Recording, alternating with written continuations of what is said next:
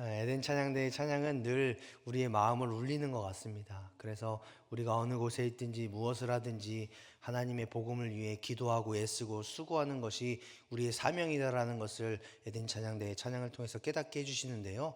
오늘 말씀도 비슷한 내용입니다. 그래서 참 감사하게 제가 찬양을 듣고 또 하나님께 감사하다고 마음속으로 기도했는데, 오늘 설교의 시작을 하기 전에 교회에서 많이 사용하는 단어 두 가지를 좀 소개하려고 하는데, 하나는 사명이라는 단어가 있고 하나는 소명이라는 단어가 있습니다. 이 사명과 소명은 맡겨진 일을 한다라는 공통적인 의미가 있는데요, 이 두 단어의 차이가 있습니다.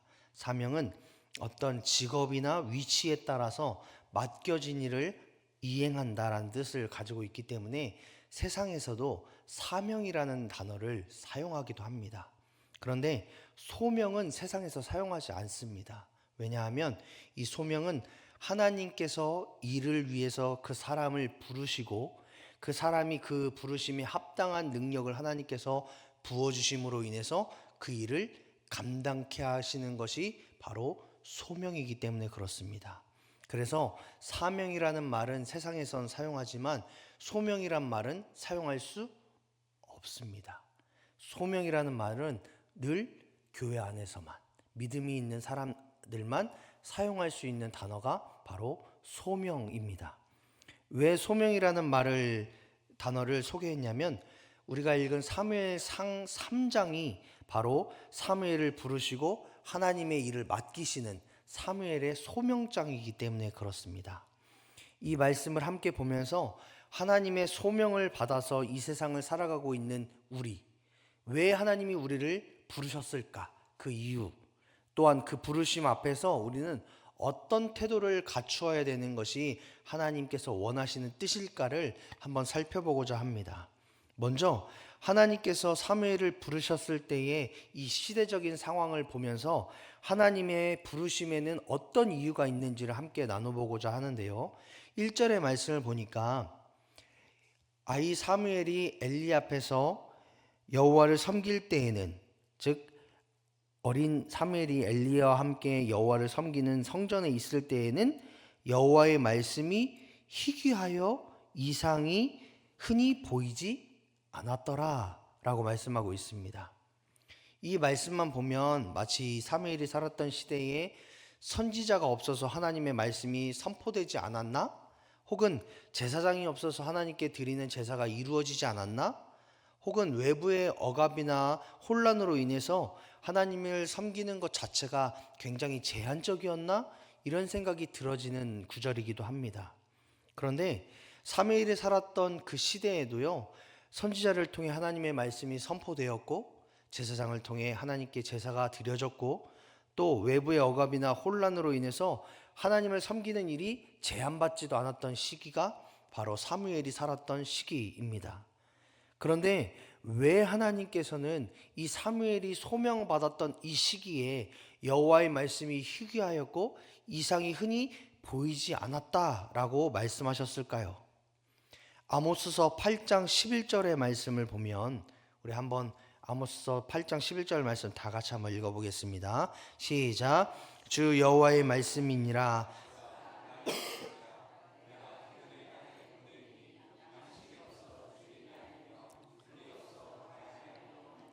여호와의 말씀을 듣지 못한 기갈이라. 아멘. 이 아모스서의 배경을 보면 아모스 선지자가 활동했던 이 시기에도 굉장히 사회적인 어려움이 가득했습니다. 기근이 가득했고요, 사람들이 악행으로 가득했던 그 시대를 이 아모스서가 쓰였던 그때의 당시의 상황이 그러했습니다.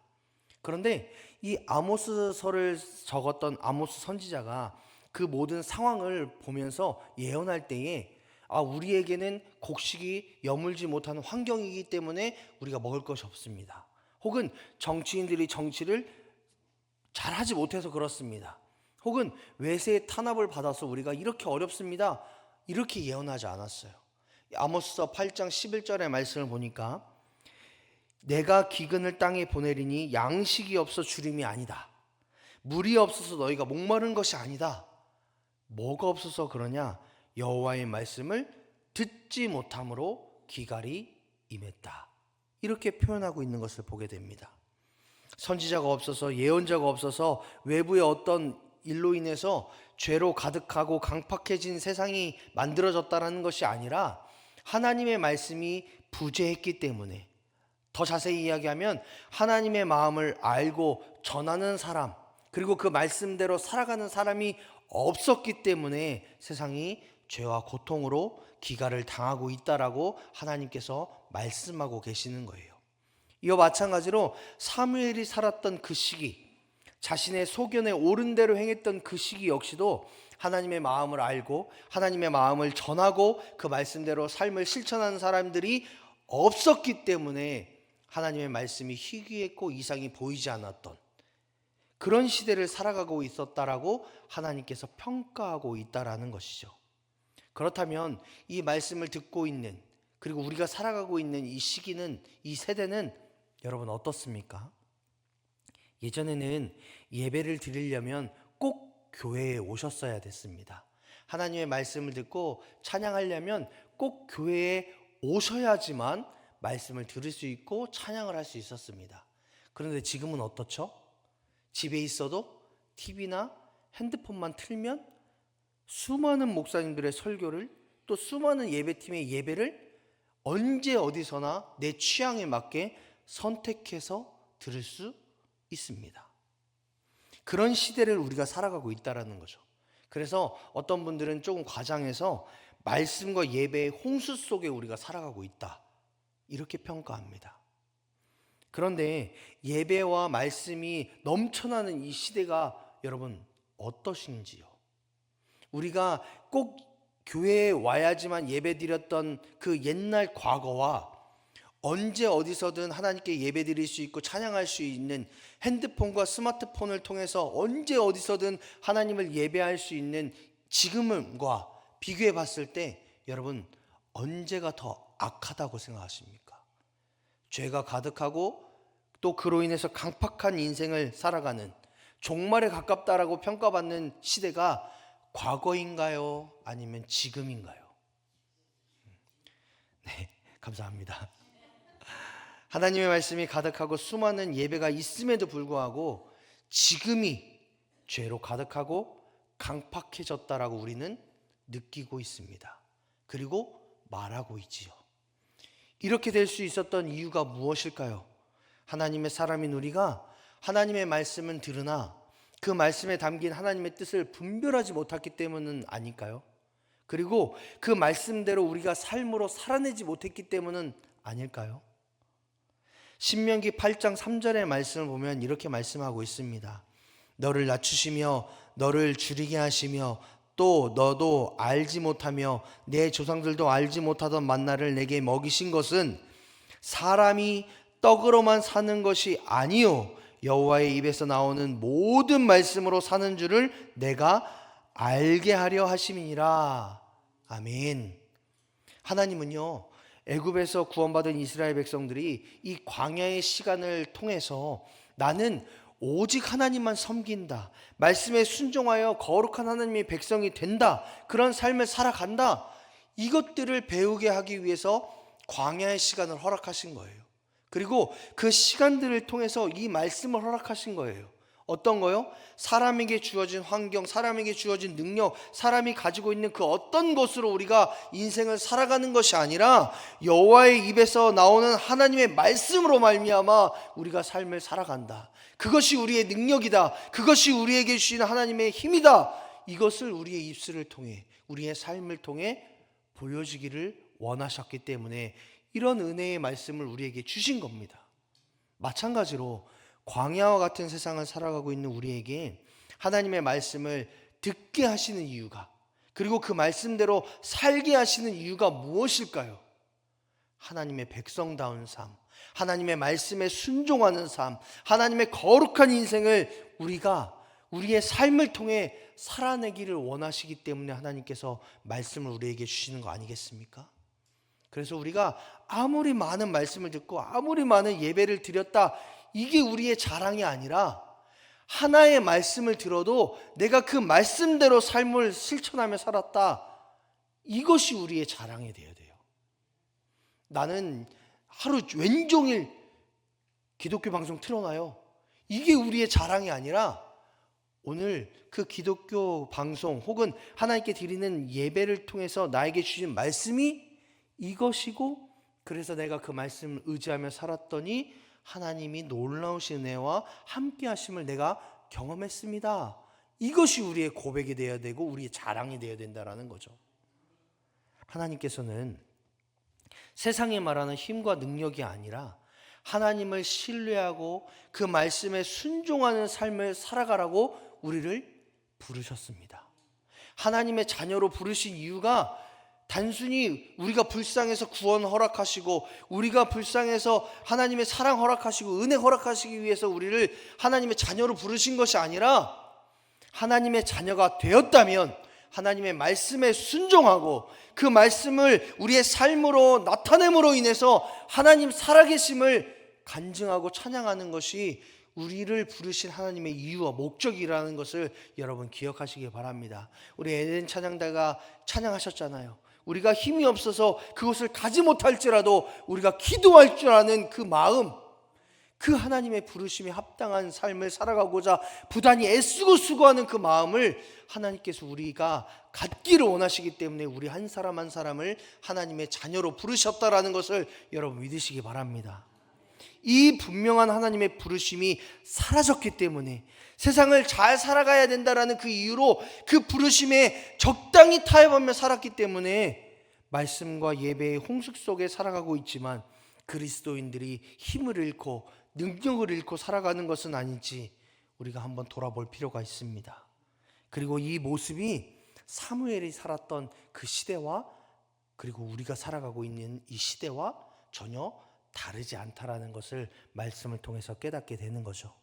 그렇다면 이런 시대를 살아가고 있는 우리는 어떤 태도를 결단하며 살아야 될까요?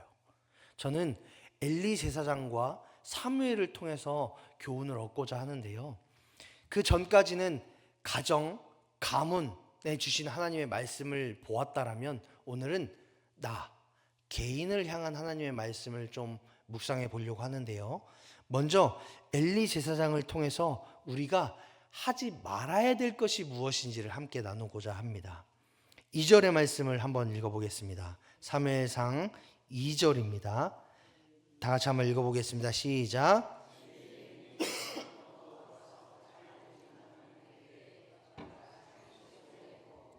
아멘. 이 말씀을 읽어보면 마치 엘리가 나이가 들어서 점점 기력이 쇠해지고 눈이 안 보이게 됐다라는 것으로 이해할 수도 있겠지만 그게 아니에요.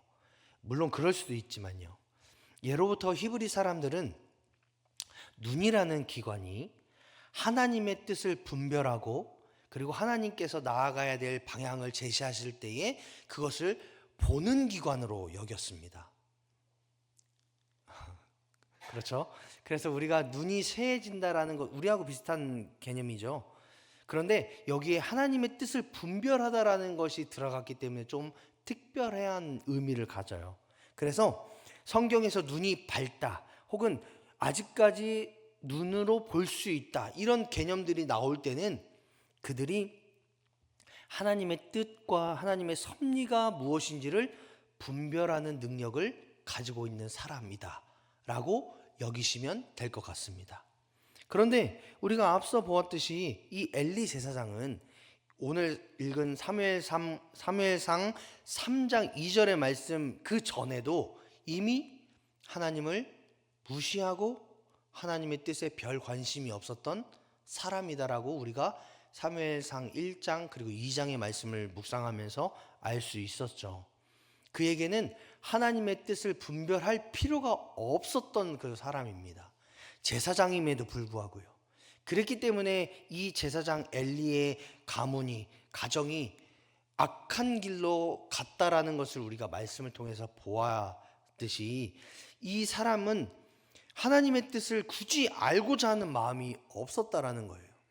그래서 우리가 나이가 들어가면 들어갈수록 성숙해지고 하나님의 뜻을 분별하는 그런 겸손의 마음을 더욱더 알아가시는 우리 한우리교회의 우리 에덴 찬양대를 비롯한 모든 나이가 있으신 어르신들과 다르게 이 엘리 제사장은 나이가 들면 들어갈수록 하나님의 뜻을 더욱더 알지 못했던 그런 모습을 갖췄던 사람이 엘리 제사장입니다. 그리고 2절 후반부에 보면은 그가 그렇게 하나님의 뜻을 알지도 못했으면서도 불구하고 하나님의 성전에서 어떻게든 알려고 기도했던 것이 아니라 자기 처소에 누워 있었다라고 표현하고 있습니다. 우리 7090 봄 성경학교 때 담임 목사님께서 설교하셨던 여호수아 15장 말씀을 기억하실지 모르겠어요. 여호수아서 15장의 말씀을 보면 갈렙이라는 사람이 나와요. 이 갈렙은 나이가 들어서 자신의 처소에서 쉴 수 있었던 그 노년의 나이가 되었습니다. 그런데 그 노년의 나이가 되었음에도 불구하고 여호수아에게 나아가서 뭐라고 이야기하냐면 내가 지파를 이끌고 헤브론 정복을 위해 전쟁을 일으키겠다. 그리고 내가 최전방에서 싸우겠다라고 이야기합니다. 그의 나이가 정확하게 나와 있지는 않지만 80세 이상의 노인이지 않았을까 우리가 여겨지는데 그 80세 이상의 노인이 힘이 얼마나 뻗치면 헤브론 전쟁에 나가가지고 내가 최전방에서 싸우겠다 이렇게 여호수아에게 말하겠습니까? 그런데 우리는 그 말씀을 그렇게 해석하진 않죠. 하나님의 소명에 합당한 사람, 부르심에 합당한 사람이 갈렙이었기 때문에 그가 그 모든 소명을 감당할 수 있는 하나님의 정복전쟁의 최전방에 나가서 싸울 수 있는 힘과 능력을 하나님께서 주셨다라고 해석했고 그것이 우리 7090 한우리교회의 모든 성도님들이 되시기를 축복한다라고 담임 목사님이 말씀으로 선포하셨잖아요. 그런 은혜와 역사가 우리에게 있어야 될 줄 믿습니다. 그런데 엘리 제사장은 자신의 눈이 어둡고 나이가 들었다는 이유로 처소에 눕는 안일함을 선택했습니다. 우리는 이 엘리 제사장을 보면서 이런 모습이 내 모습은 아닌가 좀 점검해 볼 필요가 있습니다. 여러분, 하나님의 소명에는 제한이 없습니다. 하나님의 소명에는 나이도 능력도 외모도 그 어떤 것의 제한도 없습니다. 왜죠? 하나님은 능력이 없어도 또 나이가 많아도 뭐 어떤 다양한 모습들이 있어도 하나님이 부르시면 하나님은 그것을 감당할 수 있는 힘과 능력을 우리에게 주시는 분이시기 때문에 그렇습니다. 그렇기 때문에 80이 넘은 갈렙이 최전방에 나가서 싸울 수 있었던 이유도 그가 힘이 넘쳐서가 아니라 하나님께서 그에게 소명을 주셨기 때문에 그렇습니다. 그리고 그 소명을 감당할 수 있는 힘과 능력을 주셨기 때문에 그렇습니다. 그래서 우리의 기도는 좀 달라져야 됩니다. 어떻게 달라져야 될까요? 하나님, 나에게 주시는 이 소명, 하나님 자꾸 교회에서 나에게 이거 하라고 하는데 하나님 나 나이 들어서 못할 것 같아요. 하나님 나 능력이 없어서 못할 것 같아요. 나 더 이상 이거 못하잖아요. 하나님 아시면서 왜 자꾸 시키세요?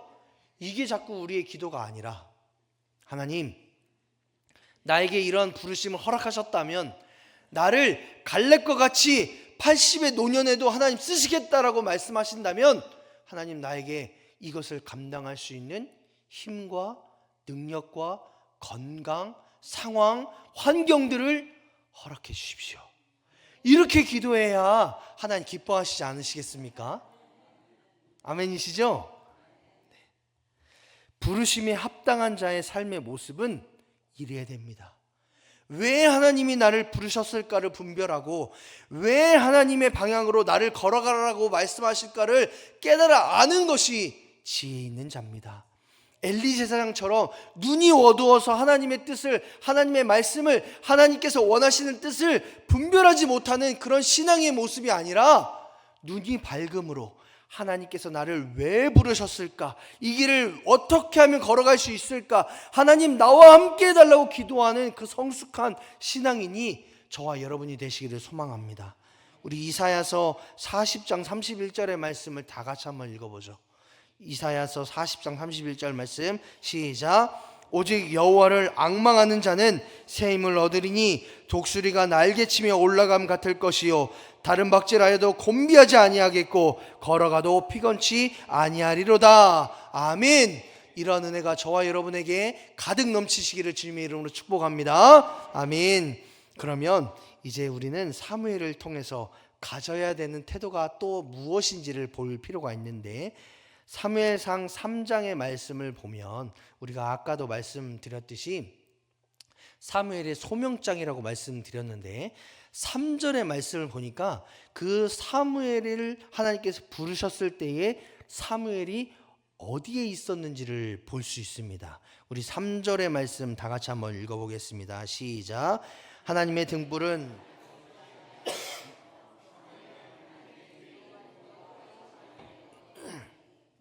아멘.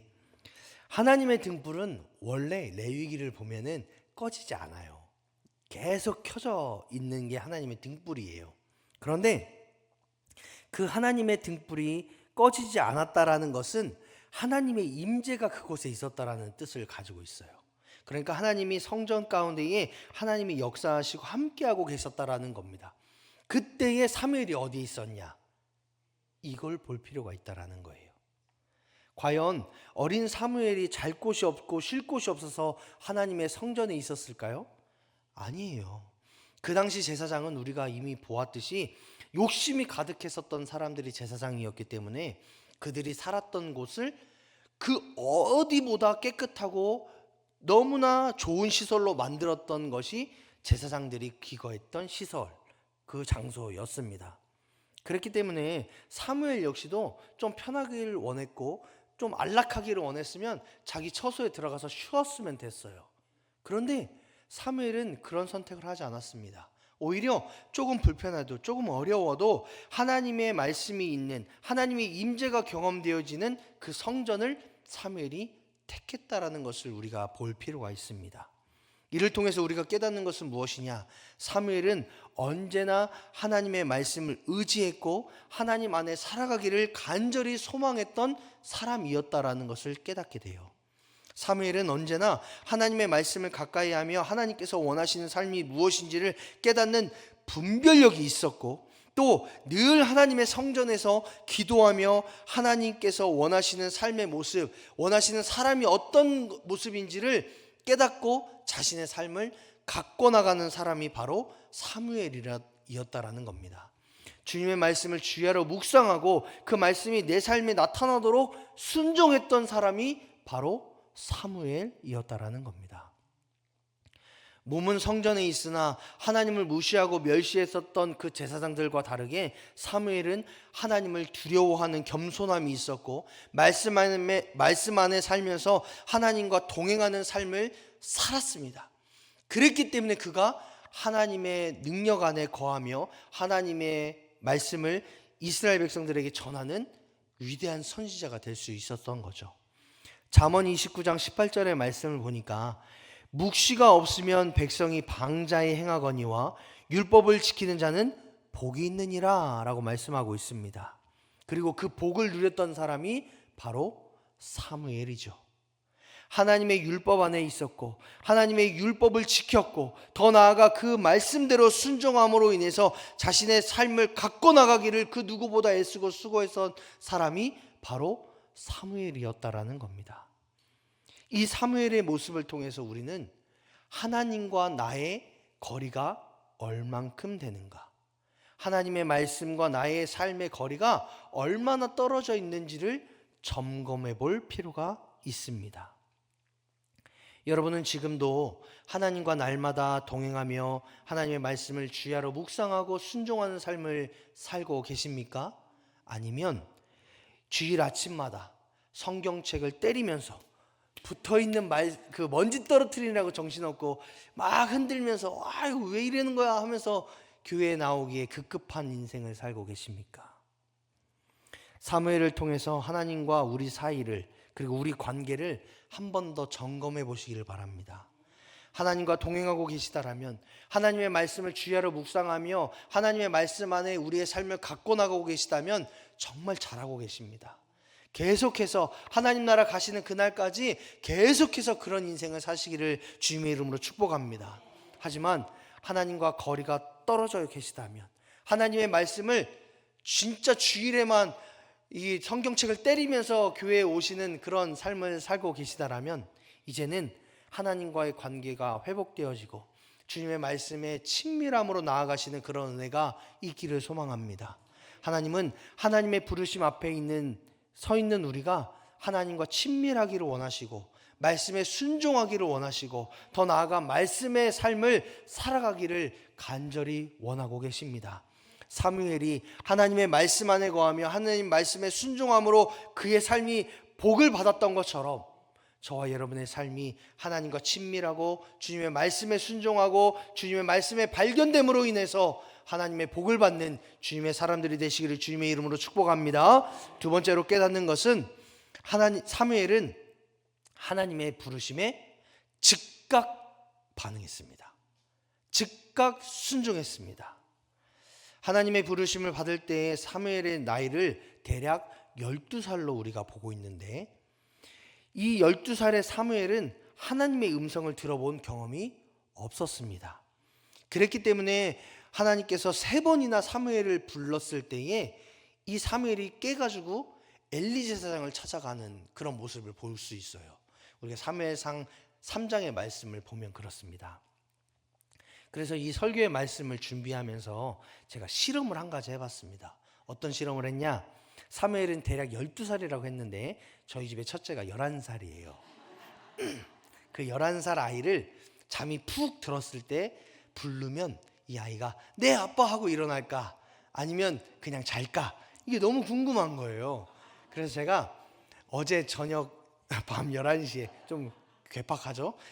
밤 11시에 아이를 불러봤어요. 얘야 하니까 이 아이가 어떻게 했을까요? 네 아빠 저 이렇게 일어났어요 이랬을까요? 아니면 하지 마세요, 자고 있는데 왜 이러세요 이랬을까요? 아무 반응이 없었어요. 제가 그래서 하나님처럼 3번을 불러봤어요. 저희 아이가 주아인데, 주아야 일어나, 주아야, 3번을 불렀는데 아이는 반응하지 않았어요.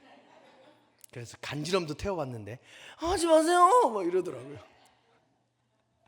이 나이 때 아이들은 잠이 들면 푹 자요. 그래서 하나님의 음성이 있었어도 불구하고 반응하지 않는 그때의 나이가 이 12살의 나이예요.